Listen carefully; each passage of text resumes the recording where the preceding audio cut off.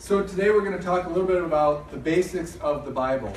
And we're recording this for sake in the future. If you ever wonder about the Bible or how to read it, that kind of thing, feel free to check back. We're going to post this video online as long as it works. So, first question, how did the Bible come to be? Why is it important, and how do we begin understanding this?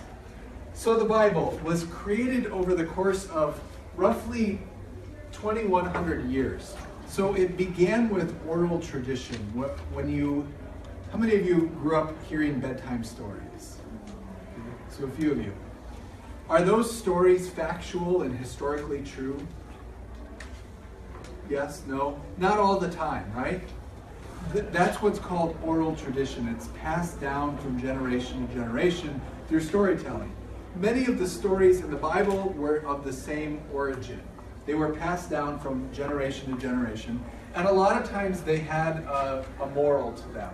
Something that teaches us right from wrong, something that teaches us about our identity, something that teaches us about who we are as God's people, right? So that's kind of how this oral tradition started. Eventually people were like, well, you know what, we need to start writing these stories down, they're really important. So they did that. Then as all of these stories started getting together, they also had stories from the prophets, and they said, you know what, we need to have sort of a historical recollection of who we are as a people. So that's where you get the historical books, you get the prophets, you get the Old Testament, all of that kind of lumped into, we need to maintain our identity, we need to keep who we are. None of this is going to do justice to the Bible, okay? This is just scratching the surface, okay? So over the course of thousands of years, these stories were collected, and then along came Jesus, and then again, they had to write stories about Jesus and also sort of elaborate on some of his teachings. That's where we get the epistles from. And then there's all these other books that don't quite fit. You know, books like Daniel or Revelation, they're very divine revealing, if you will. And so they said, why don't we put those in there too? Anyway, the Bible was written by a lot of different people over the course of at least 2,100 years. So there's a lot of influence and experience in this book. And it's lasted us all this time. So there's more videos to come. We'll be kind of showing those during Lent.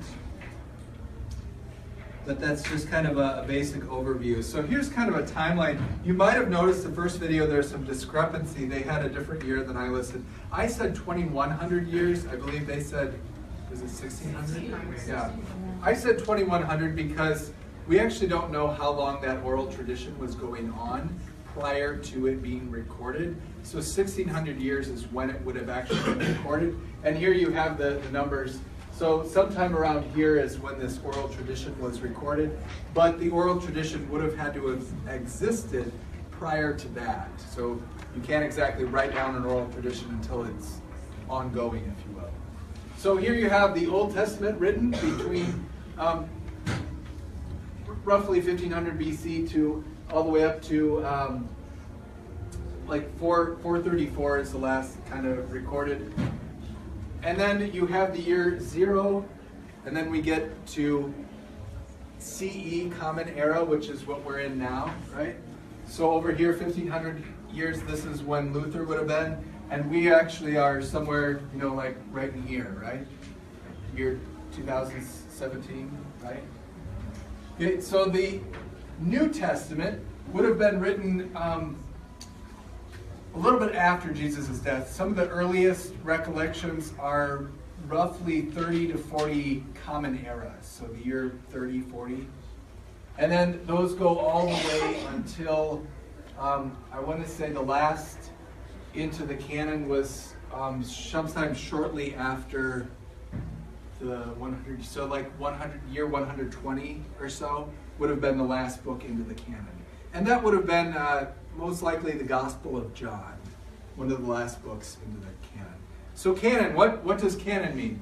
Not this kind of canon. Canon comes from the Greek, which is a measure or a standard, to measure or standard for what books go into the Bible, what books don't go into the Bible.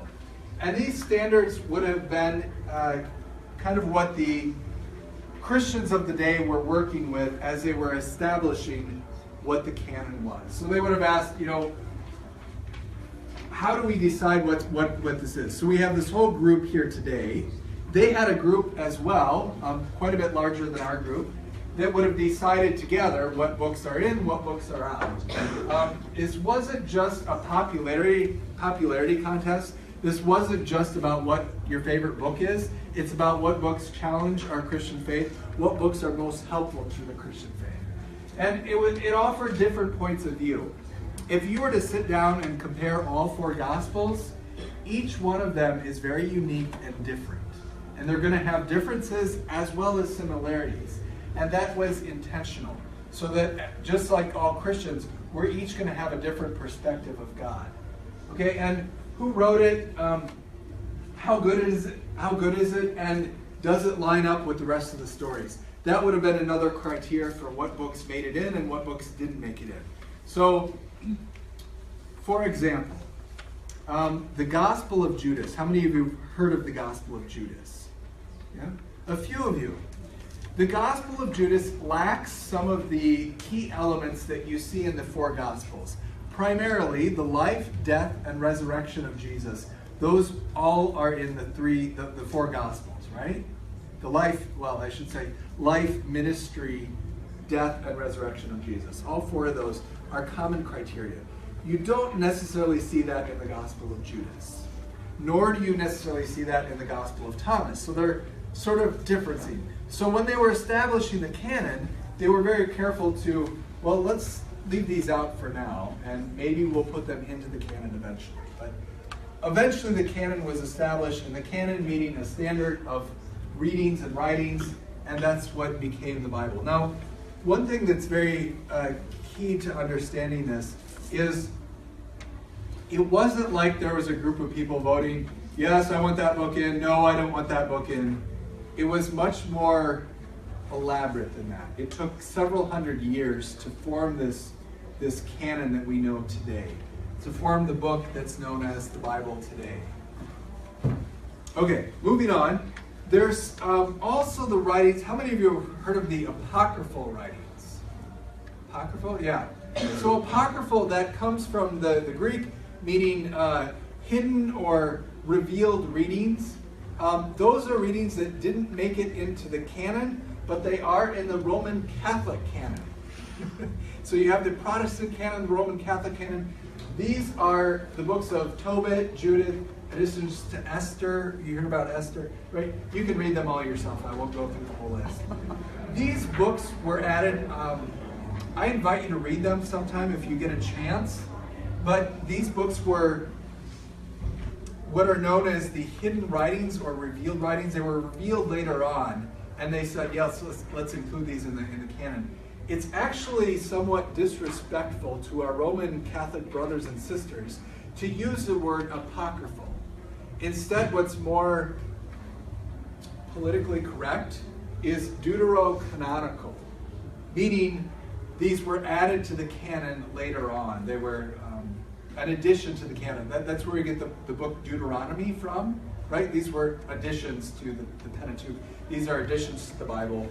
Deuterocanonical is a little bit more politically correct. So, not that any of our Roman Catholic brothers and sisters are necessarily going to pick up on that, but there you go.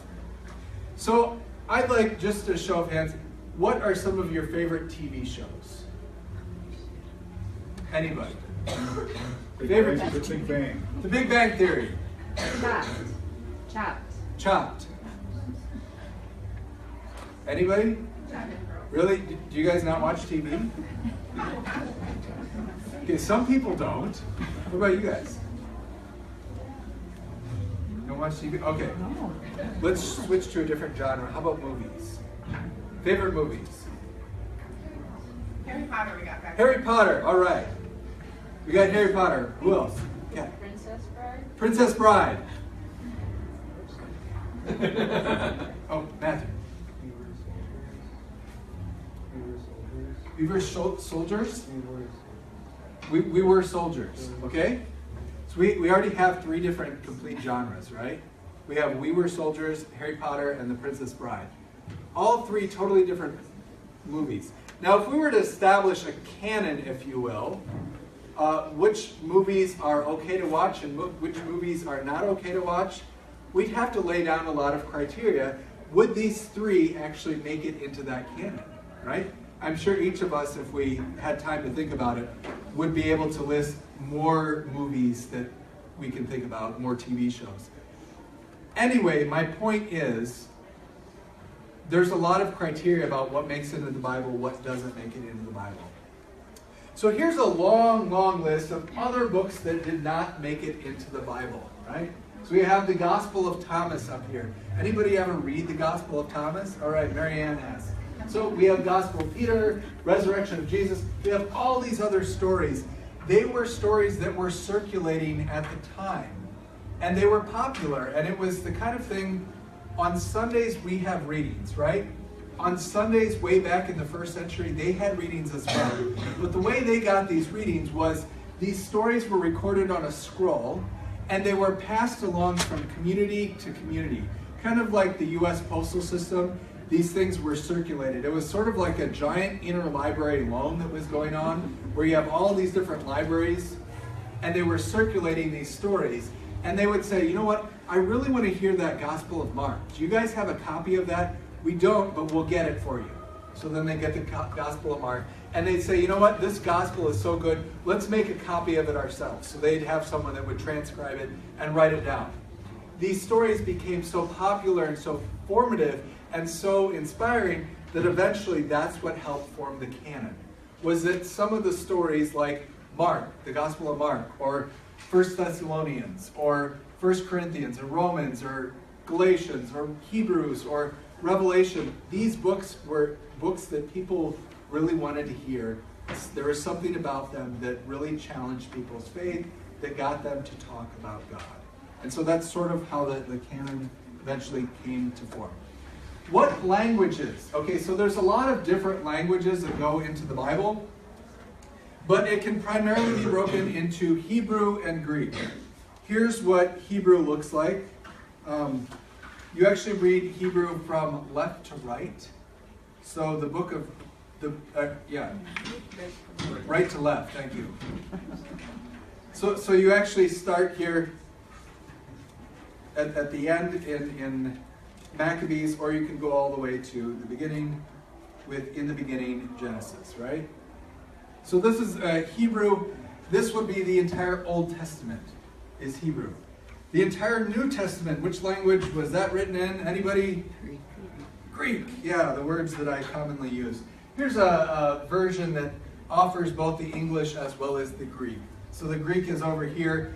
The Greek would have been written in all capital letters. So imagine writing all capital letters, and there would have been no grammar, no commas, quotations, periods, any of that. It would have all been capital letters, all written, jumbled together.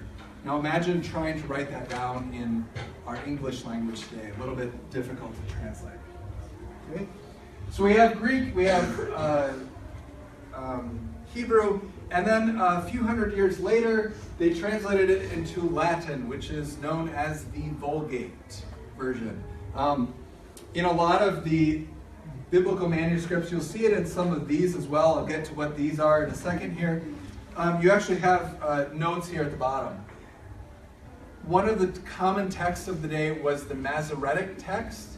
That was put together by a group of Masoretic scholars. That's where you get one version of the Bible that was eventually translated into the Vulgate. You also have the Vulgate. So you have all these different versions of the Bible. And how many of you have ever copied something written down in a page onto another page and made a mistake? Anybody? Yeah. Now imagine if you have words that are somewhat similar.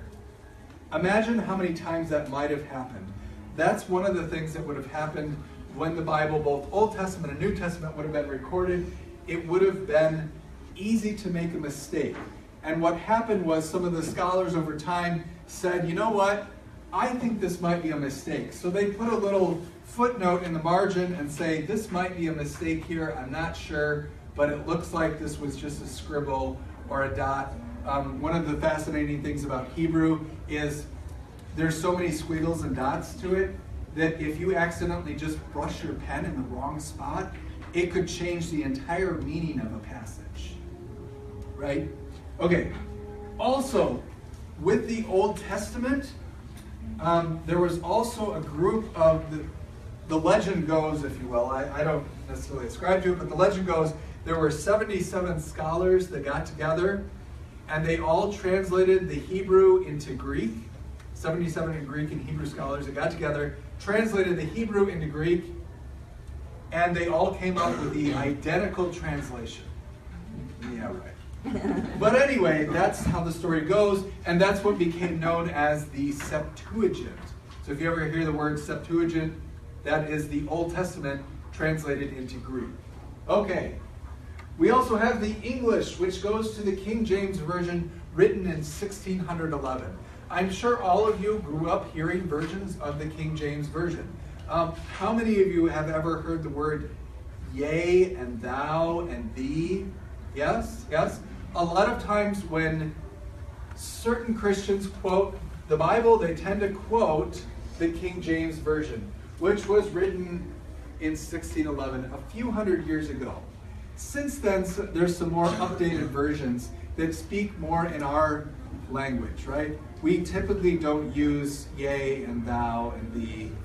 We typically don't use that Old English, right?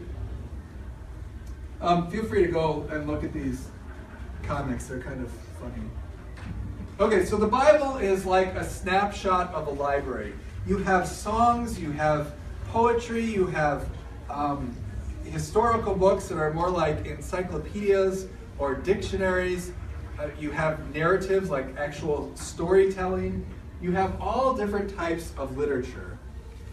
So what are some common literatures? If you were to walk into the Sheboygan Public Library, what type of genres, what type of books would you see there? Or other media, for example? Yeah, Sam. Nonfiction books? Picture books, yes. Nonfiction. Oh, nonfiction. You'd also see picture books. Yeah. So nonfiction, of course, fiction, picture books. What else? Drama books, yes, like Shakespeare. Yeah, Matthew. Memoirs, yes. You'd have biographies.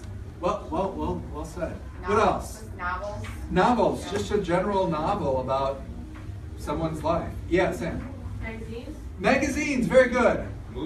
Movies. What else? Children's literature. Religion. Okay, so imagine all of that combined and jammed into this small book. On top of that, you have books themselves that contain all of these different genres. Genesis, for example, is sort of like a storybook. I mean, that was part of this oral tradition. But it also contains history. It also contains both fiction and nonfiction writings, right? It also contains things that have been made into movies, right? Noah's Ark, for example. There's plenty others.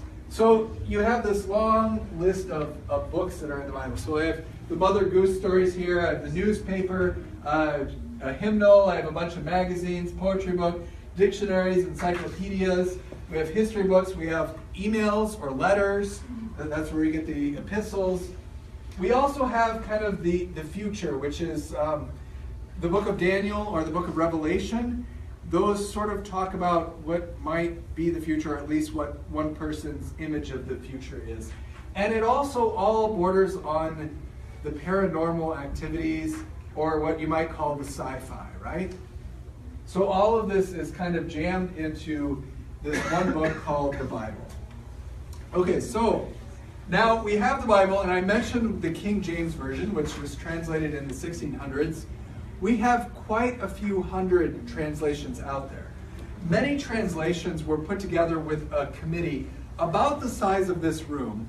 All biblical scholars would get together and they would translate, and then they would talk about their translation, and which they would go down to every single word and decide on which word made it in, which word doesn't make it in, which word is translated which way. Because in the Greek, in the Hebrew, there's lots of different ways to translate these words.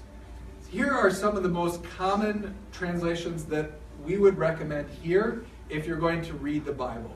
And these are common translations that we use in our curriculum, that we use in worship, that kind of thing. So the NRSV, that's one of the most popular. The Lutheran Study Bible happens to be NRSV, and that stands for the New Revised Common Version. So 50 years ago, there was the Revised Common Version. Well, a few years ago in the 90s, they updated it, and now we have the New Revised Common Version. They're very creative with these titles.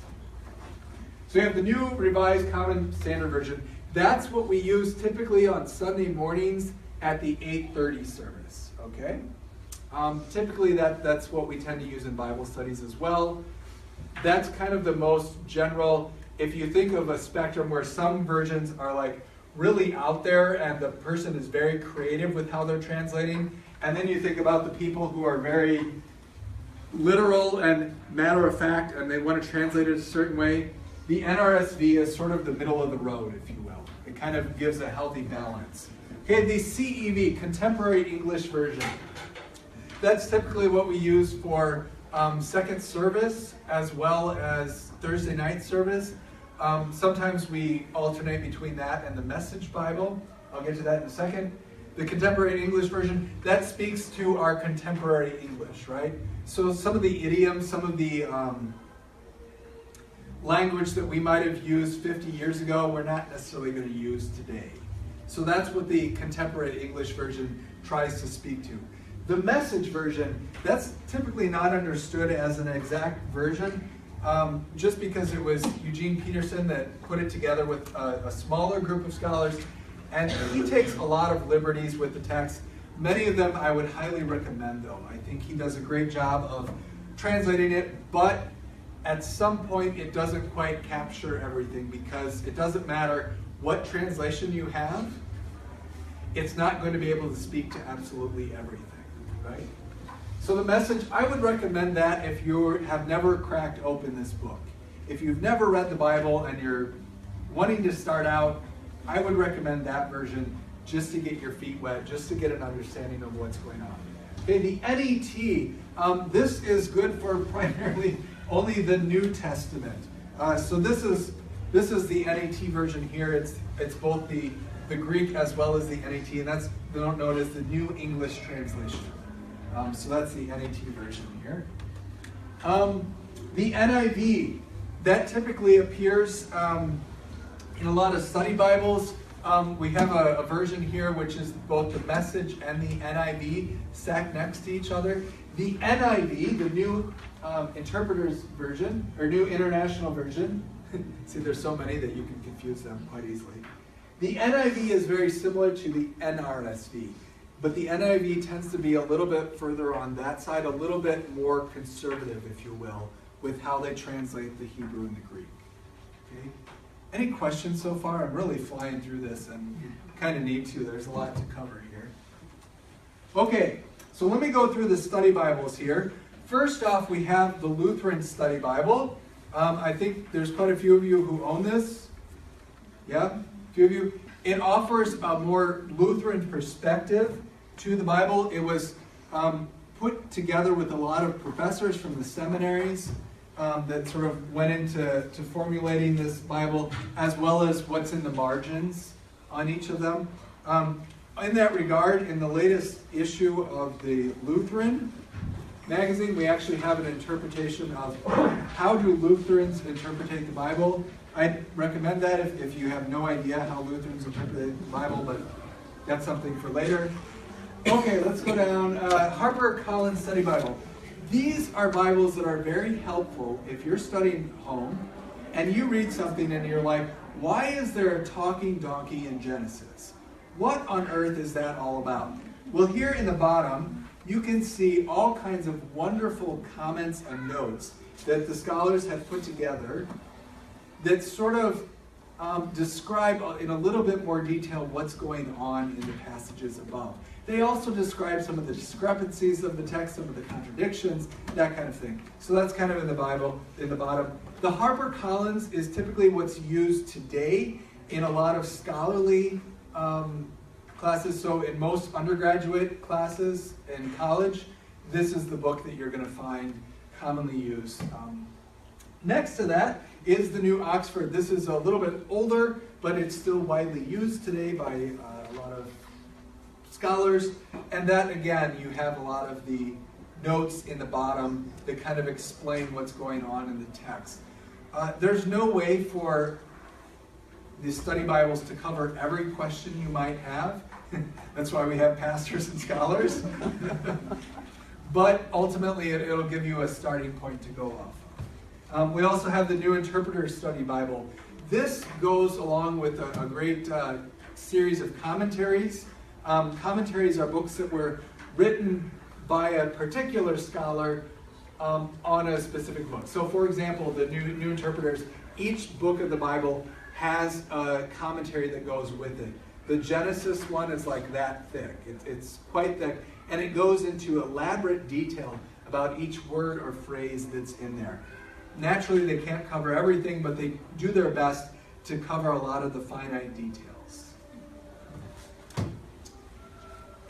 Spiritual Formation book. This was a great book. This is more of a, on the lines of devotional.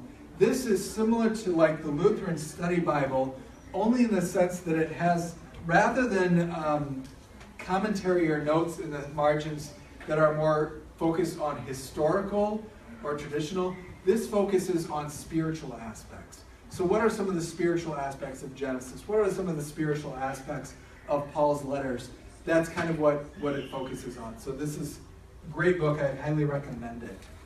We also have the Jewish Study Bible. This, of course, is only the Old Testament. But if you ever wonder what our brothers and sisters in the Jewish faith, how they translate the Bible, how they understand it, interpret it, this is a great resource. Again, it has notes in the margin that kind of elaborate on the story itself.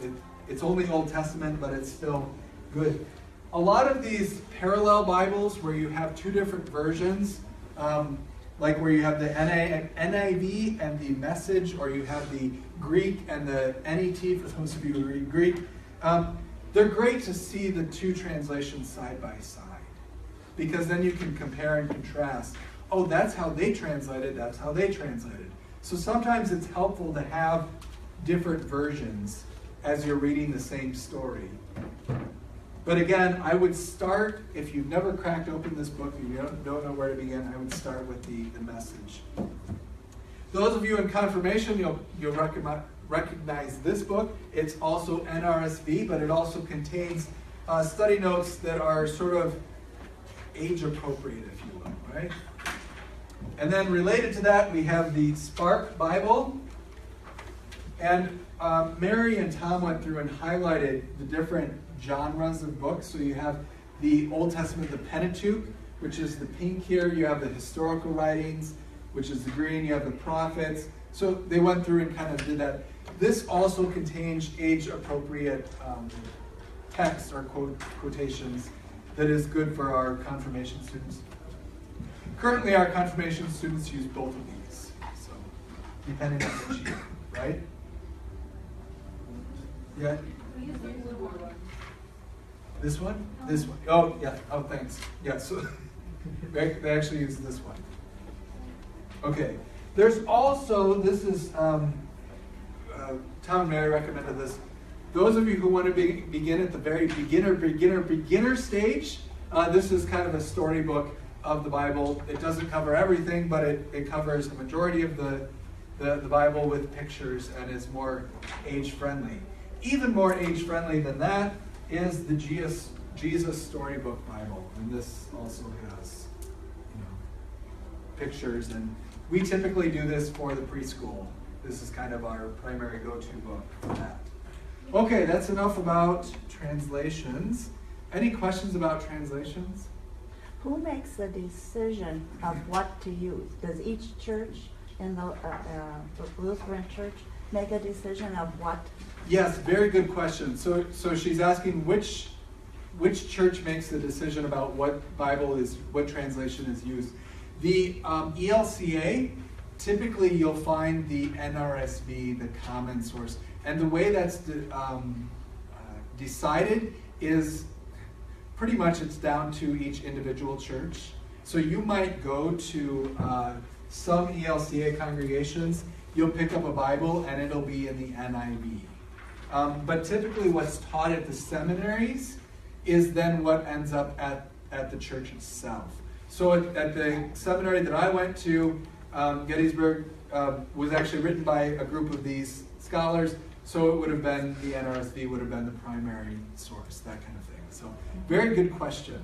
And that also depends on some of the Methodist churches. Some of the traditions, I believe it's, well, certainly Roman Catholic, they would use NRSV or NIV.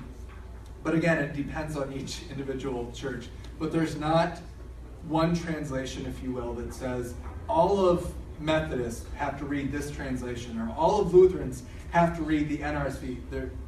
That's not really out there.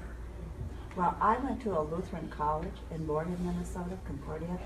I am so glad I'm old and went to that college when I did, because we didn't have all of those choices. You know, we used the Revised and the King James, and we used the King James, and that was it, and that was enough, really. I mean, this is a lot to comprehend. It is. So thank you for bearing with us. You can see what some of the choices we have to make as pastors. Yeah, Warren. Would you be allowed to use text from, say, the book of Judas or something like that as a text for your sermon, or would that cause problems with that? I mean, if you had your thoughts for the day were really expressed well by a text from the book of Judas, could you preach on that and use that, or would I mean, you'd be upset about it? Yeah, the synod office or the bishop, they're not really going to come down on us and say, no, you can't be doing that. We typically tend to stick within the canon because enough people haven't read that, let alone what's non-canonical. I've certainly used some of those other texts in Bible studies, and I would definitely use them in Bible studies more than in actual worship services, just because there's so many books already that we can't even get to Sunday to Sunday. But yeah, there would be no, as far as I know, there would be no reprimand from the synod office or the bishop saying, no, you cannot be reading Tobit. That's not in the canon. Yeah. You'll probably see that more at our Unitarian brothers and sisters. Some of those traditions, they tend to focus more on those and less canonical, if you will. Yeah. Good question. Yeah, Joe. We had one participant in our men's Bible group a few months ago. He was Missouri Synod, very active in the Missouri Synod, but he says the King James Version is inerrant and literally true, period. Now, I don't know if other people in his congregation or at the seminaries of the Missouri Synod would go along with that rather abrupt statement or not. How should we approach that when somebody says to it, hey, this is the only inerrant, literally true Bible, period? Okay, so there's a lot to cover there, Joe.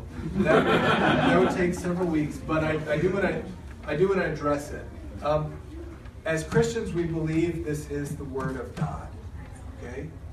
But with that, you had human hands that went into making and compiling this book. Human hands are not perfect. They are inspired by God, they are not perfect. So that opens the door to lots of debate and lots of conversation. I'm not going to take a strong stance here, Joe. Just because I don't have time to back up my claims. Yeah, Bonnie. One thing that might help Joe is so often we hear the authorized King James Version, and people make it sound like they think it was authorized by God, and it was authorized by King James. And a committee as well that translated it from. But he's the one that said, give me a Bible. Exactly, yeah. So there's lots of different versions out there, and I would choose the version that speaks best to where you're at. If it is the King James Version, then by all means, if you are good at your Old English, then by all means go for it. But otherwise, I'd recommend one of these other versions. When somebody says it's inerrant, that's a pretty powerful word. That is, meaning there's no errors, if you will. So we only have a few minutes. Deb, do you want to speak a little bit to some of the devotionals that we have? Sure. The devotionals are on this back table, and the books are all mine. You can look through them, but except for like these, there are more copies. The Word in Season is put together by Augsburg, I believe. And this follows our lectionary that it should follow the lectionary that we do in worship, so that can be really, really helpful. What it does is, these are ways that you can do a short devotion every morning or evening, whenever, and get you into the Bible without having to read like chapters and chapters or starting at Genesis and trying to work your way through. There's a Bible passage on the top, and then there's an interpretation or a meditation on it. What does that mean to us? And then it usually closes with a short prayer. There's more Bible verses at the bottom if you want to go more into it. And these are on the bookcase. They're for free right out in the gathering area. This is large print, but this Christ in Our Home, this is another example that starts up with one short Bible verse and then a meditation, a prayer, and a prayer concern. These are copies. If you want to take one, you can. These are really nice. This one is from Wartburg Seminary, and they're focusing on the epistles. And like this one is for today, it's on the book of Romans, and it's Romans 3 verses 1 through 8. And then there's responses like this is mainly questions like, what do you think about this, and what do you think about that? And then there's a prayer, and this kind of explains what that is. But you can access it by just going on the Wartburg Seminary website, and you can just get it for free every day. And then this is through Luther Seminary, and this I have on here how you can find it. You go to the Lutheran Seminary website, and you can sign up, and they'll send you to your email every single day. You get it every morning, and this follows also along our lectionary. So, like this is for Friday, and it has our today's Bible verse, which is our gospel lesson. Then there's a reflection, then there's a prayer, and this is the Bible passage right down there, so it makes it really easy. Disciplines is from the upper room, which is Methodist, but it follows pretty much our lectionary. Once in a while the second reading will be a little different, but this too is really, there's one page per day. It tells you a short, like a couple of verses or a short passage, then there's a reflection. And then it either on the bottom, it either gives you a prayer or it tells you something to think about for the day. And it's really helpful. And these you can order online. These were in our church library. And I just kind of took, if any of you want one of these to go ahead and take one. I just took it because nobody else took it, but I have used these before and they're excellent.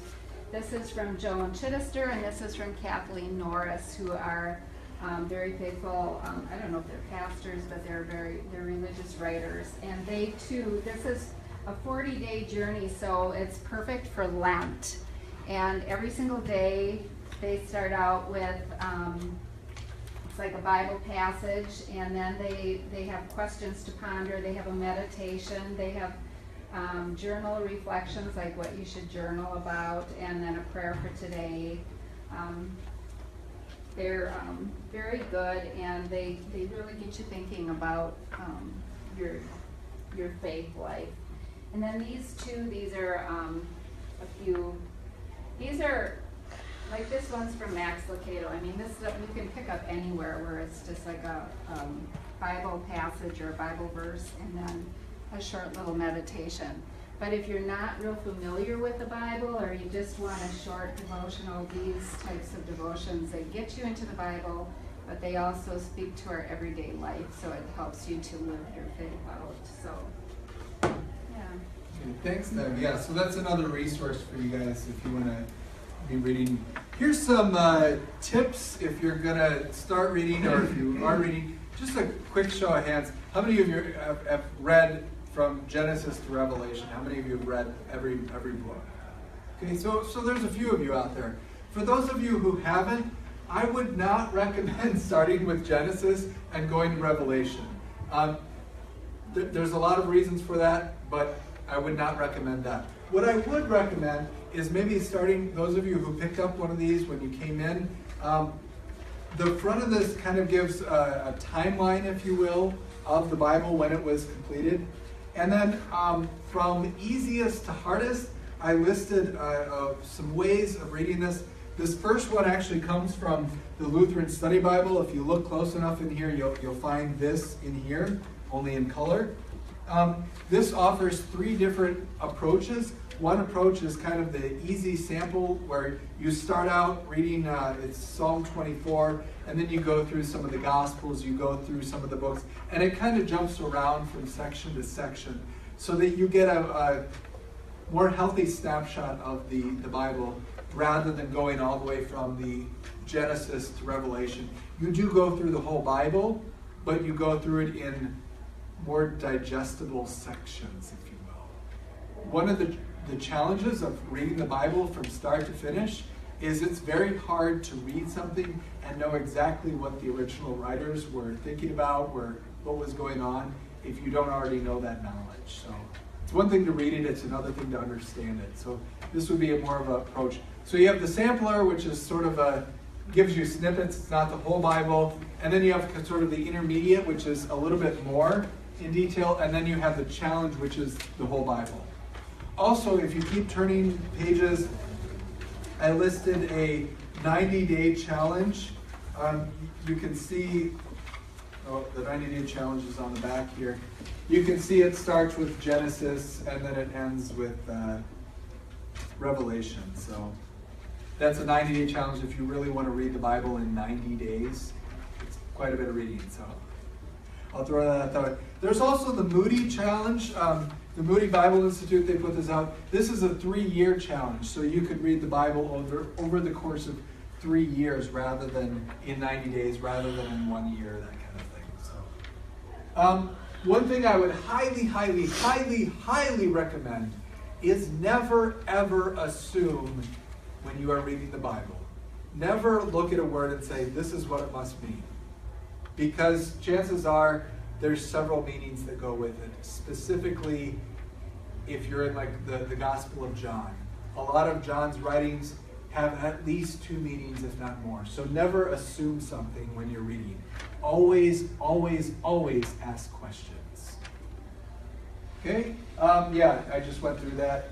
The 3-year, the sampler, the survey. Again, Genesis to Revelation, not always the most helpful. Any questions? Okay, I have already started reading. My goal is to read this year, read through the whole Bible, and I'm using the Lutheran way. I've never tried it this way before. Ironically, I'm Lutheran, but yeah. So anyway, I'd recommend that to you. Any questions? And thanks to everyone who watches from home. All right, thanks.